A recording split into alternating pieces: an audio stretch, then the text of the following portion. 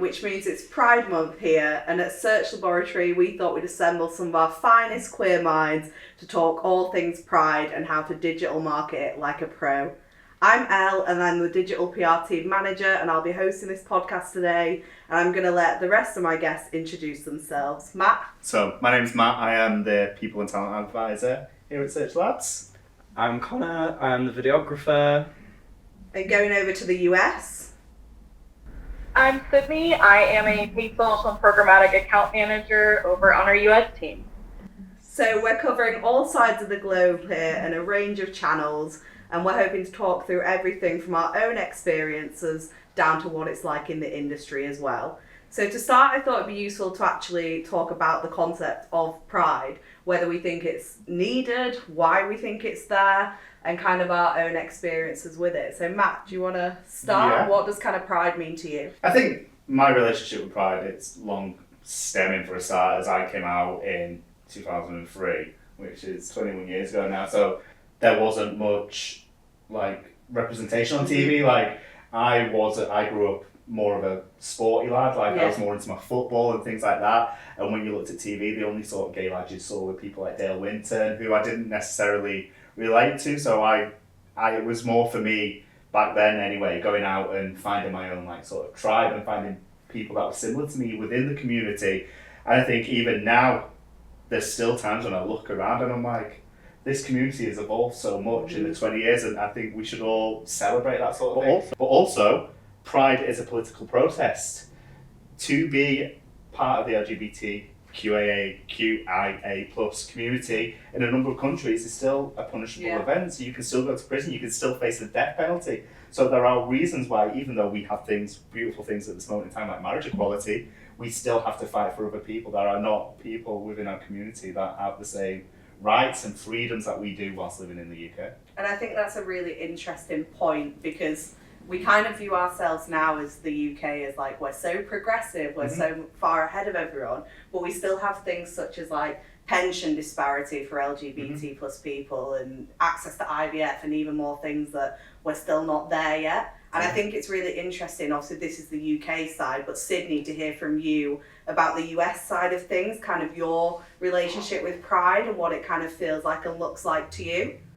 Of course. So I'd say that for me, I always kind of felt like I was an ally for most of my life. I was always into boys, but I really came to terms with being bi a couple years ago, and I honestly have embraced it so much. But I think on the US side, it is more and more, I think, accepting over time to be out and to be proud and, be out and proud with your queerness. But there have been, especially at the state level, some laws that are still discriminatory against certain groups of people, and not to mention still LGBTQ youth.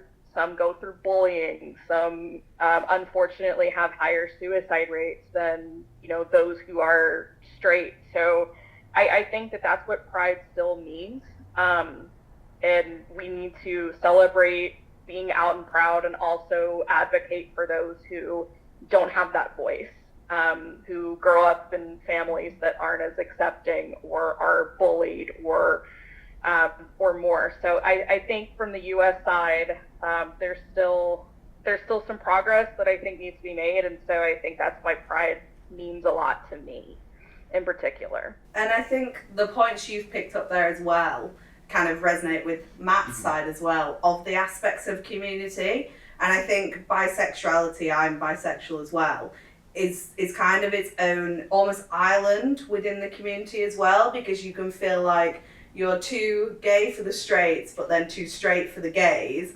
And it's kind of where do you fit in with that relationship? And Connor, I know kind of fitting in within the community and kind of with day-to-day something you've always spoken about. So what does kind of Pride mean for you? Yeah, I think it means a lot of different things. But recently I've been thinking back to an interview that Andrew Scott, the actor, did. in which he sort of like pushed back against being referred to as an openly gay actor, and you know, in like different interviews, magazine features, he kept being called openly gay, and he sort of pushed back against that because he was saying that it almost, you know, like it gives the idea that that's against the norm to be openly gay, and that it's, you know, don't something have that openly straight. yeah, exactly, precisely, and I think that, you know, there's elements like that show some of sort of the little microaggressions and like things that people deal with on a really regular basis that we're still pushing back against, even to say that we live in a progressive country. So yeah, as much as, of course, there's lots of things to have pride in and lots of things to be happy about, I think it's also a time to underline work that still needs to be done. And you know, like Pride in general started with Stonewall, and as you said, it's a political protest. The first Pride was a riot and a pushback against the law, and I think that that's something that is really important to not be forgotten within Pride being a bit more commercialised and being a bit more, you know, like used as a opportunity to sell products. Totally, and I think kind of the capitalistic side of that, the commercialisation of Pride, is something that can be so polarising. And I think within our field as well, we see so many brands looking for a way to join in with the debate or to join the cause, and kind of how to go about it the right way can be such a difficult balance to find. And I think, I don't know about all of you, but from my side of things, I think it's almost one of those where if you're a company, it goes back to the, if you have nothing nice to say, don't say anything at all. And if you're a company that doesn't support LGBT plus voices and people all year round, you really shouldn't be using Pride.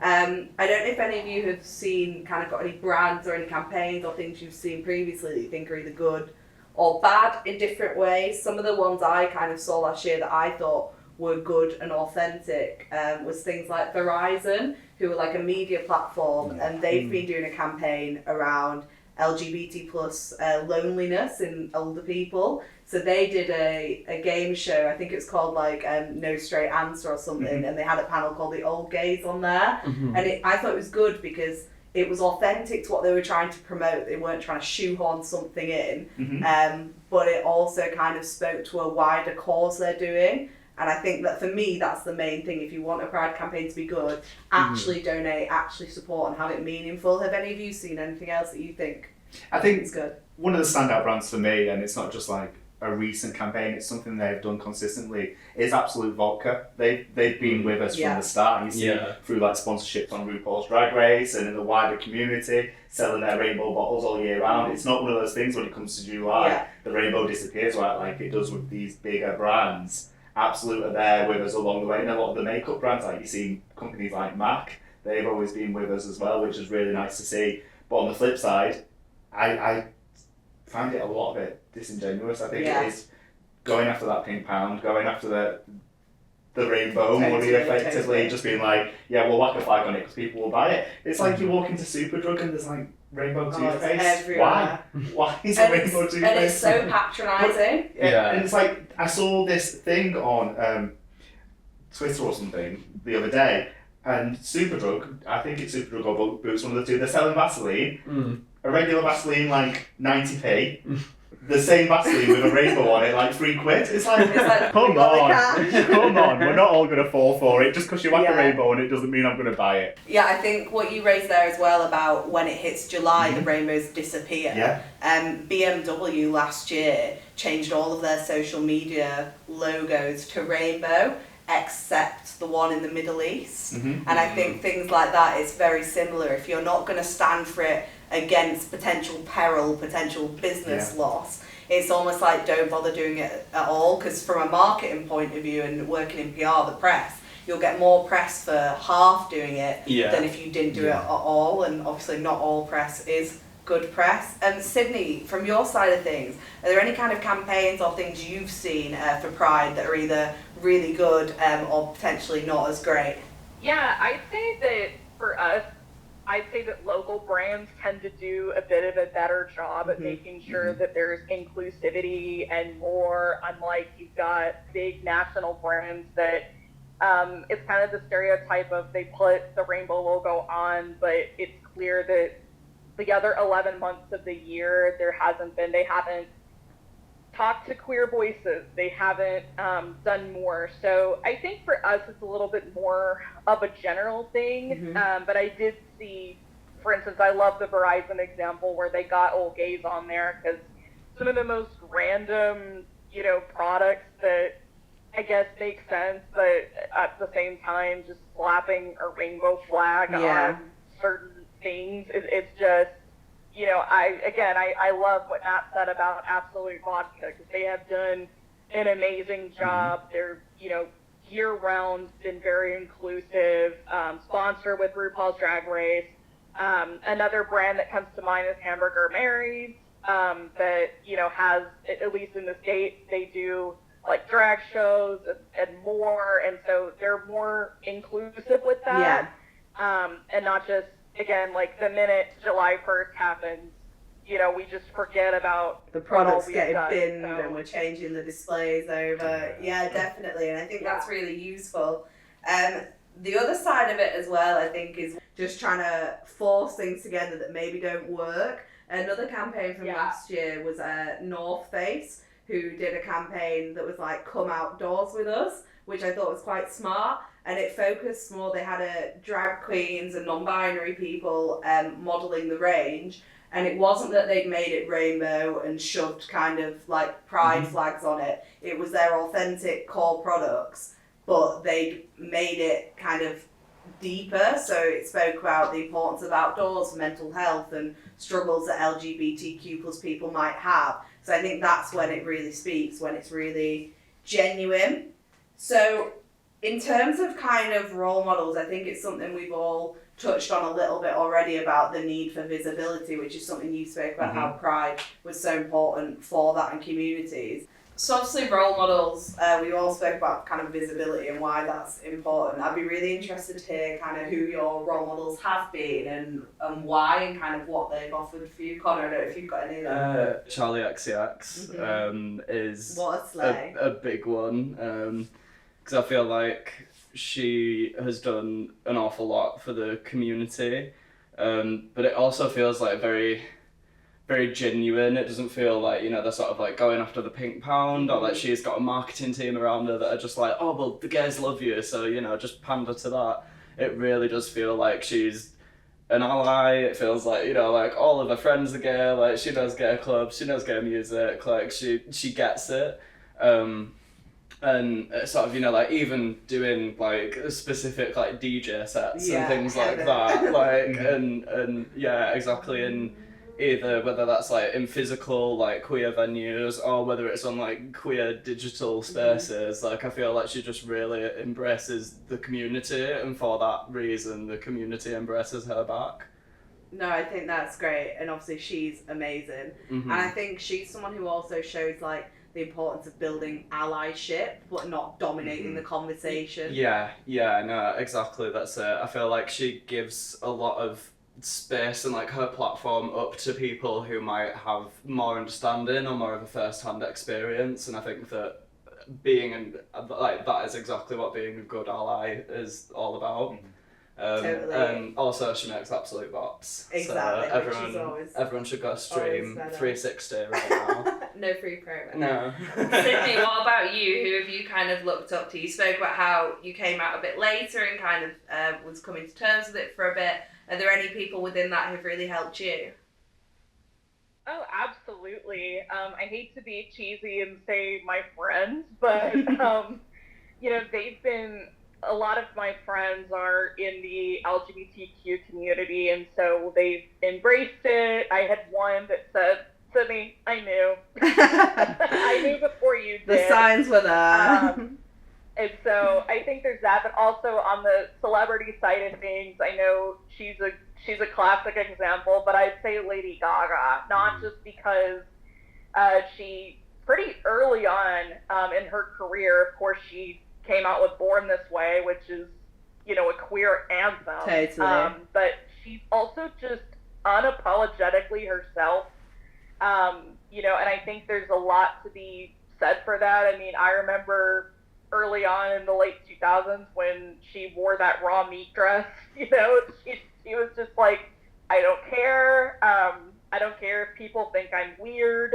I'm just myself. And so I think she also communicates just through her character that, like, to inspire others, you know, be unapologetically yourself. So I'd say for sure Lady Gaga. No, I love that, and I love that we've kind of got such like female powerhouses here as well. Matt, what about you?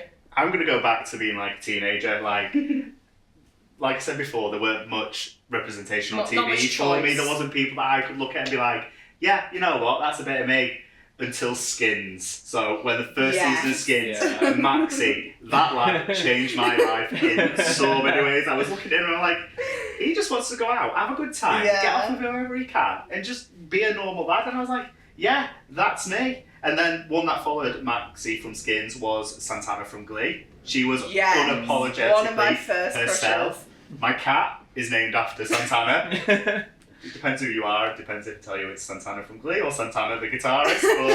But yeah, it's just the way Santana kind of burst onto this scene and was just like unapologetically herself and did not care and would literally go for anybody. She was as quick as anything if you were going to go for her. And I was like, yeah, I want to shape myself like that. And like in my like teens, my early 20s, I was like, yeah, I can do. And I think I've brought a bit of that with me now. And I can sing. And dance just like her. Well, yeah. I think something of that as well, I had the same, like, maybe slightly different, but infatuation with her. And something I loved about her and kind of Glee as a whole thing was that, this sounds superficial almost, but that you could be like gay and hot and normal and powerful and successful. It wasn't that like she was someone with 50 cats and making her own knitwear. Or like some sort of super villain. Like you can be just a hot like girl going about it, which is great. Yeah, but if you like watch Glee now, in retrospect, you're like, God, that show's terrible. I'm concerned. And elements of it that are just really questionable. Even in terms of like things. The teacher's grind. That were like even in terms of things that were sort of like considered to be more like progressive and like certain scenes or things like that. Whereas like you watch it, you know, like 10 years on, and you're like, oh, you wouldn't have that conversation like that now, or you wouldn't, like, you know. I think to take a bit more of like a modern spin on it, someone for me who has been quite a role model is a rugby player called Meg Jones. So she plays for England in 7s and 15s as well. And she has a girlfriend who she's been with for ages, who she plays rugby with as well, and have been teammates. And something that I like about them is that not only are they just being like amazing at what they do and visible, but Meg has been working really hard on like education. And we see so many headlines about like a drag queen did a storytelling with kids and oh my gosh. And I think Meg goes about it in a really good way where she's just kind of showing her relationship, showing the visibility of just like a normal like gay relationship and how it doesn't need to be a big deal. So she's someone for me kind of playing rugby as well who has really always stood out for me, and also she's just like phenomenal, which helps. And I think having like seen that, like having that visibility is like so important. Sort of like I went on like holiday with a few friends recently and we were going around and saw, because it's quite a liberal place, we saw like quite a few like gay parents like and families and stuff, and every time I saw that I was just like, oh, so sweet. And my friends were saying like, oh, you know, are you going to do that every time you see it? And I was like, you don't know what it means to see that. I struggle to not smile at them. Because you don't, you know, it means a lot to you when you see. But it shows how much we come on. Like, I watch a show like say Heartstopper and I hate watch it because I'm just a jealous middle-aged millennial that didn't have this when I was 15. Where was this when I was 15? Sydney, what kind of shows from your side of things are shows that you've like seen and kind of have been visibility for you? For a little bit more of a modern show, I know that like Will and Grace was a little bit ahead of its time. But for me, I would honestly say Grace and Frankie on Netflix. It kind of, I know that the main things about these two women who at first didn't really like each other and they're good friends, but in the background, their ex-husbands left them for each other. Oh my gosh.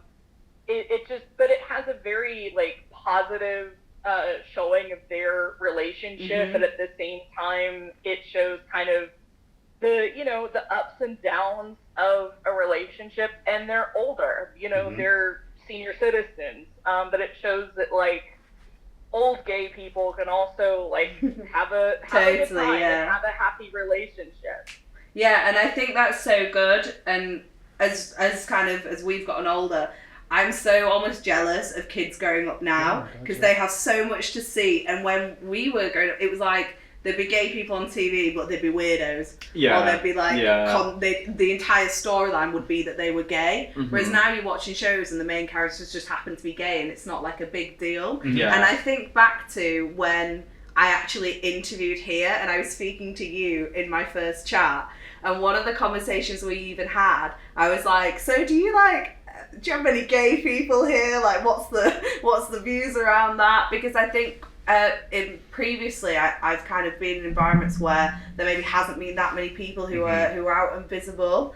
And when you spoke to me about it, you were just so like, yeah, of course. Yeah, well, seeing that LGBTQ plus friendly stamp on it is one of the things that initially made me apply to work here. Yeah. Is that when I saw that, I was like, oh wow, like they must be really good at that then. And is that something that you think like candidates are looking for when they're working within kind of the digital marketing Absolutely. industry? I think when it comes to it as a whole, like, digital marketing is a more forward-facing, progressive sort of sector than, say, sectors around like finance and healthcare and things like that.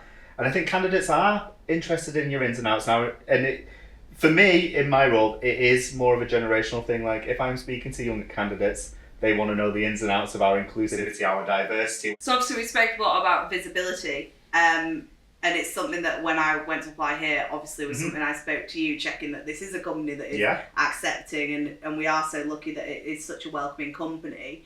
I think generally, what do we all think kind of workplaces can do for equality and diversity and inclusion? What can they do kind of internally and outward facing as well? Matt, you'll probably steal all the answers with your expertise here, so I'm going to go to Connor first on this one.